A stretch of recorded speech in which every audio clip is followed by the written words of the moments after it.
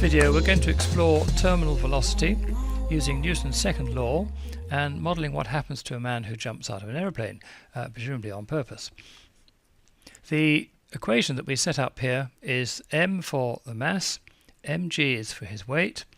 Now the model we're going to use is kv to the power of n, and we can play around with k and n, and v is the velocity and the acceleration is dv by dt. We also set up using the axes. Here are the scales that we obviously spent a bit of time sorting out in advance, but these are the ones that work quite well for this example. Don't forget you can change the way the numbers sequence and also the pips. Now the labels, this is the clever bit. If we change the x-axis to a variable of t and the y-axis to a variable of v, and the labels of time and velocity, then we're all set to enter an equation that understands these variables. So for example, if I double click on this is what I've entered. Mg, very well, it's Newton's second law, minus kv to the power of n equals m dv by dt. And I've labelled it Newton's second law. Startup options, these are quite important. It's a first order differential equation, and there are various options which we'll be studying in different videos, but the one I'm using here is the point as the starter. The constants, well, g is 9.81, that's quite right. Mass, shall we say 80 kilos for a typical skydiver, and k and n we're just playing around with. OK and OK. I think actually I'll get rid of this pictures in the way a little bit. Now with Newton's second law selected as the current option, and the point here, the slow plot and replot. Replot will revisit the startup options and give you your solution. And there it is quite nicely. This is the velocity starting at 0. This is vertical velocity, of course. The plane is obviously moving horizontally at the time.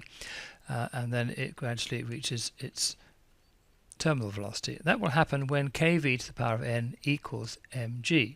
Therefore, the formula for the terminal velocity is mg over k raised to the power of 1 over n. Now we can vary everything here, but what are we actually aiming for? So let's have a look at our trusty Google.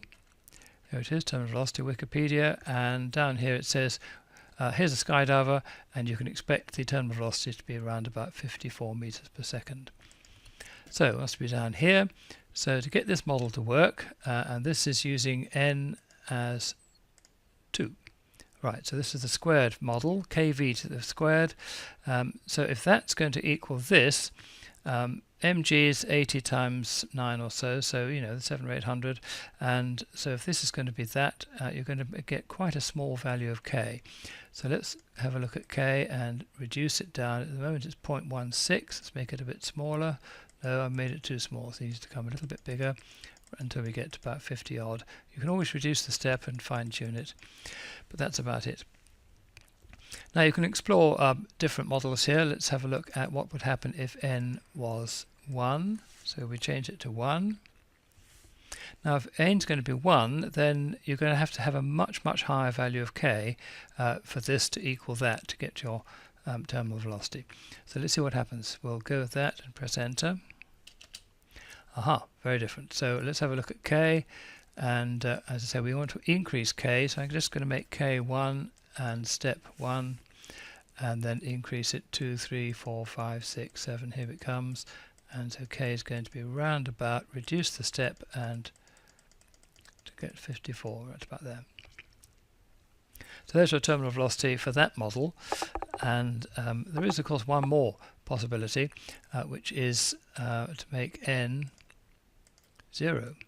If we make n 0, what's going to happen? Well, if n is 0, then that's constant, so the acceleration is constant, so the poor man will jump out of the plane and just accelerate until he hits the deck. Anyway, lots to explore, so I hope you found that useful.